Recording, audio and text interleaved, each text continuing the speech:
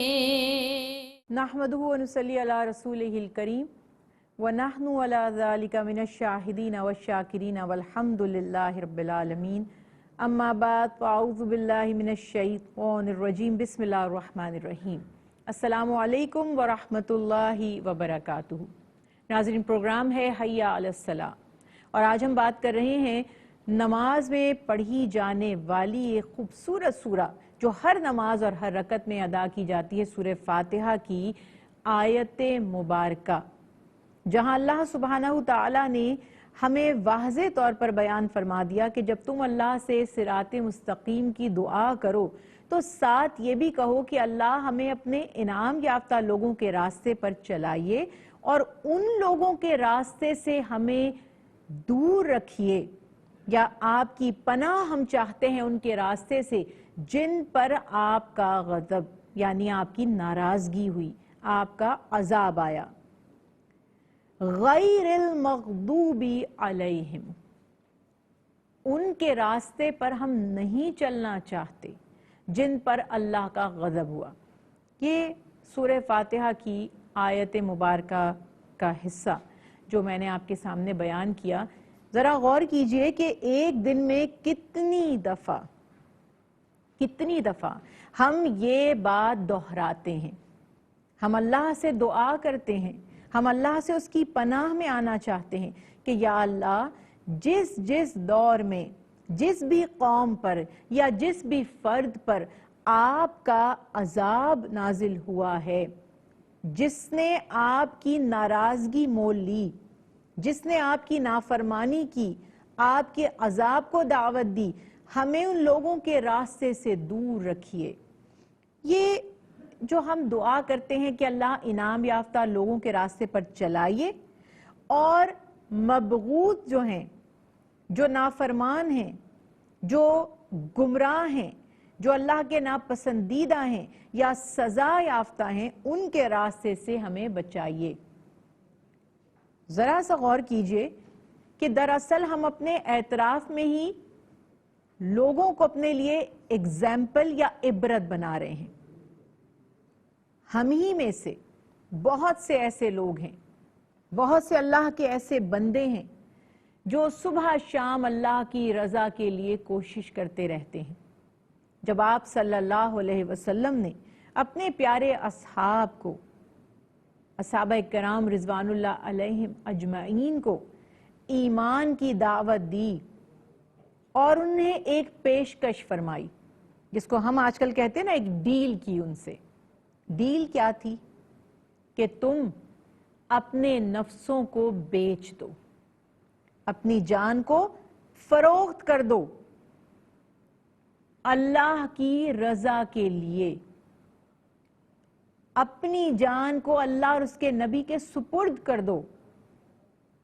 تو صحابہ کرام رضوان اللہ علیہم اجمعین سوال کیا کرتے ہیں؟ جب آپ کسی کو آفر کریں گے کچھ تو وہ کہے گا نا کہ میرا اس میں کیا فائدہ ہے؟ سوال کرتے ہیں کہ ہمیں کیا ملے گا، یعنی اگر ہم یہ سودا کر لیتے ہیں تو ہمیں بدلے میں کیا ملے گا؟ آپ صلی اللہ علیہ وسلم نے فرمایا جنت ملے گی، اللہ کی رضا ملے گی، اس کی خوشنودی نصیب ہوگی، اللہ کا اور اس کے رسول حضرت محمد مصطفیٰ صلی اللہ علیہ وسلم کا دیدار، اور آپ صلی اللہ علیہ وسلم کا قرب، اور آپ صلی اللہ علیہ وسلم کی شفاعت، اور آپ صلی اللہ علیہ وسلم کا ساتھ نصیب ہوگا۔ بس یہ سننا تھا کہ صحابہ کرام رضوان اللہ علیہم اجمعین فرماتے ہیں تو ہمیں یہ سودا منظور ہے، آپ گواہ رہیے کہ ہم نے اپنی جانوں کو اللہ کے لیے، اس کی رضا کے لیے بیچ دیا۔ یہ جو ہم اپنے آپ کو گروی رکھ دیتے ہیں، کس عمل کے عوض؟ اپنی جان کو گروی رکھ دیا کس عمل کے عوض؟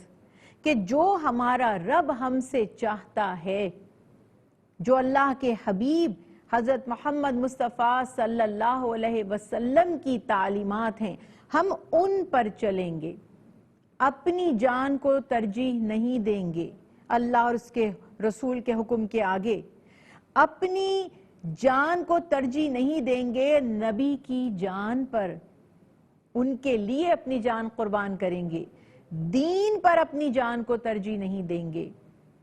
یہ بات جب ہم نے کہی تو اس کا مطلب کہ ہم نے اپنے نفس کی خواہش کو اپنے قابو میں کرنا ہے۔ کیا آپ کو یاد نہیں ہے کہ رسول اللہ صلی اللہ علیہ وسلم نے جنگ بدر، جو پہلا معرکہ تھا، جو پہلی جنگ تھی مسلمانوں اور کفار کے درمیان اسلام کی، بہت سخت مقابلہ تھا۔ تھوڑا سا اگر یاد نہیں ہے تو دوہرا دیتی ہوں، لگ بھگ 1000 دشمن جن سے مقابلہ ہے، مشرکین مکہ، 313 جان نثار رسول اللہ صلی اللہ علیہ وسلم کے ساتھی۔ کوئی کمپیریزن بظاہر نہیں ہے، نہ اسلحہ ہے مسلمانوں کے پاس، نہ سواریاں ہیں، نہ ان کے لیے جگہ محفوظ تھی جو انہوں نے منتخب کیا، جو ان کے حصے میں آئی۔ دوسری جانب جو ظاہری اسباب تھے کسی بھی جنگ میں فتح حاصل کرنے کے لیے، ظاہری اسباب، وہ سب مشرکین مکہ کے پاس موجود تھے۔ تعداد بڑی ہے، حوصلے جوان ہیں، بڑے جوش و خروش سے نکلے ہیں، اتنا کانفیڈنس کہ لڑے گا کون ہم سے؟ مشرکین کہتے ہیں مقابلہ کون کرے گا؟ ساتھ میں باقاعدہ پارٹی کا اہتمام کر کے آ رہے ہیں، گانے سنیں گے، کھائیں گے، پیئیں گے، مسلمان ہمارے مقابلے کی جرت کیا کر سکتے ہیں؟ پھر واپس پلٹ کر دکھائیں گے دنیا کو کہ دیکھو یہ چند نوجوان تھے معاذ اللہ جو ہماری قوم کے باغی تھے، جنہوں نے ایک شخص کی تباہ کی، کیا فائدہ ہوا؟ ہم سے تو مقابلہ نہیں کر پائے۔ یہ کانسیپٹ لے کر آئے ہیں تو ان کا مورل بہت ہائی ہے، ان کا کانفیڈنس بہت زیادہ ہے، اور وہ میدان جنگ میں آتے ہیں، اپنے لیے بہترین جگہ منتخب کرتے ہیں اور تمام فیسلٹیز ان کے پاس ہیں۔ ادھر اللہ کے حبیب کے اصحاب ہیں، ایمان کی قوت ہی ہے بس ان کے پاس، رسول اللہ صلی اللہ علیہ وسلم کا ساتھ ہے ان کے پاس، بظاہر اسباب نہیں ہیں، لیکن سب سے بڑی طاقت تو ان کے ساتھ تھی، ایمان کا جذبہ جو ہر جذبے سے زیادہ اسٹرانگ ہے، ہر چیز سے زیادہ پاورفل، اور فتح ہو گئی، مسلمان کامیاب ہو گئے، کفار مشرکین شکست خوردہ ہو کر لوٹ گئے، بھاگ گئے، کچھ مر گئے۔ جب بدر سے واپس پلٹ رہے ہیں ہمارے آقا محمد مصطفیٰ صلی اللہ علیہ وسلم، تو اپنے اصحاب سے کیا فرما رہے ہیں کہ دیکھو یہ جو فتح تم نے حاصل کی ہے، یہ تم نے جہاد اصغر کی فتح حاصل کی ہے، یہ بڑی چھوٹی جنگ تھی جو تم نے جیت لی۔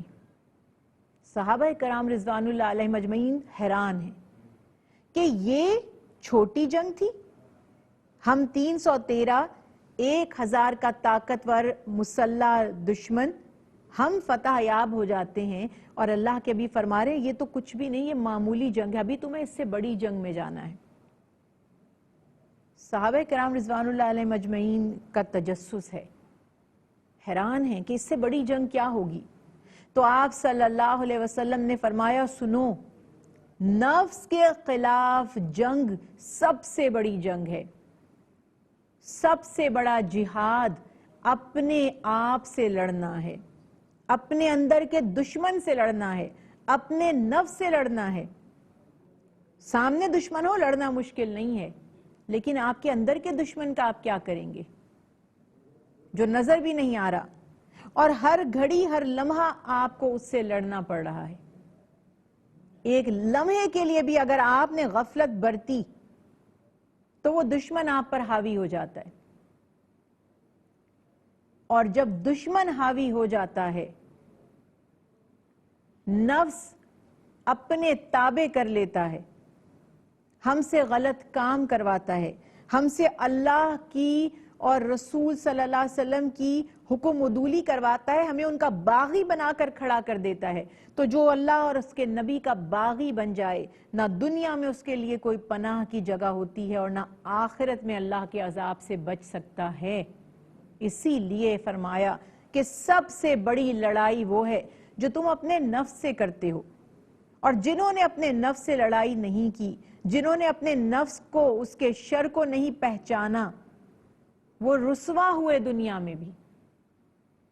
ہم اللہ سے گھڑی گھڑی دعا کر رہے ہیں، یا اللہ جن پر آپ کا غضب ہوا، جن پر آپ کی ناراضگی واقع ہوئی، جن پر آپ کا عذاب آیا، جنہیں دنیا میں بھی سزائیں ملی اور آخرت میں بھی جن پر غضب ہوگا، ہرگز ہرگز میرے مولا مجھے ان میں شامل نہ فرمائیے.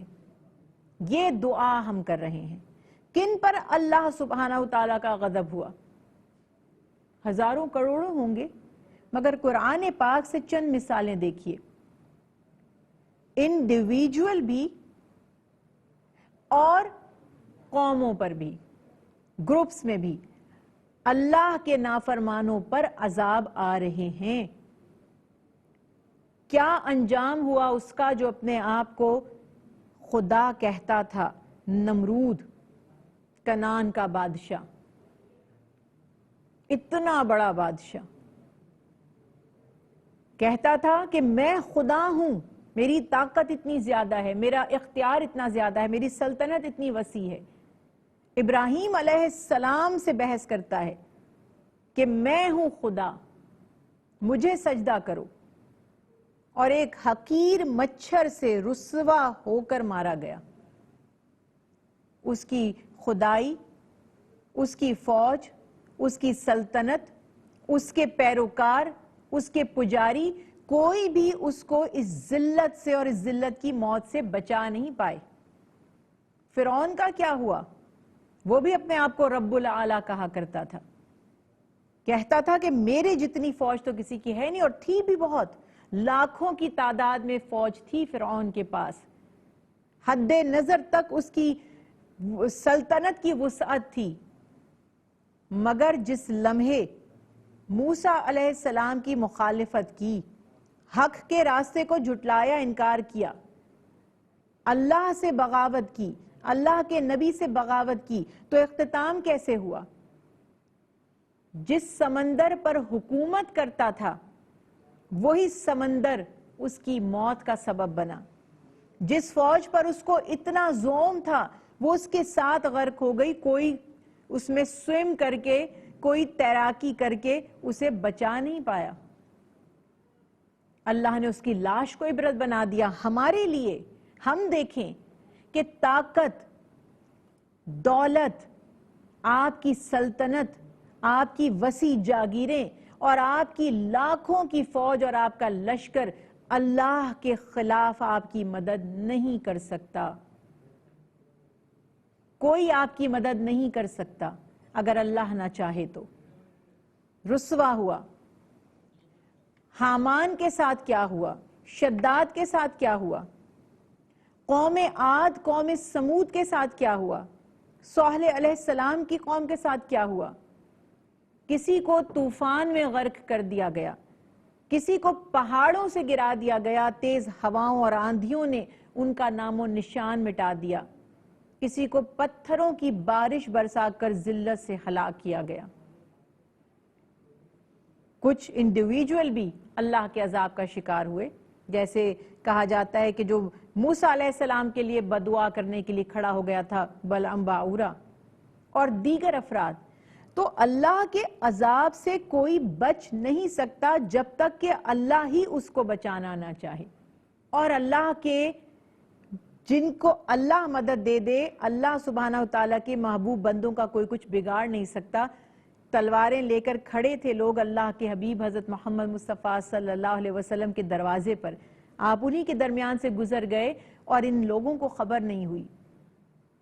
جب آپ نے غار ثور میں پناہ لی اللہ کے حکم سے، تو غار میں صرف ابو بکر صدیق رضی اللہ تعالیٰ عنہ تھے، کسی دشمن کو پتہ نہیں چلا، اللہ نے محفوظ رکھا. ہزاروں ایسی مثالیں ہمارے سامنے موجود ہیں. تو ہم اللہ سے یہ دعا کر رہے ہیں کہ جس نے نافرمانی کی، ناپ تول میں کمی کی، اللہ کے حکم کی نافرمانی کی، اللہ کے نبیوں کو جھٹلایا، ظلم کیا، زیادتی کی، ہر غلط کار کے پاس اللہ کا عذاب آیا. جب ہم دعا کر رہے ہیں نا کہ ہمیں اللہ عذاب یافتہ لوگوں میں سے بچائے، تو ہمیں ان کاموں سے بچنا ہے.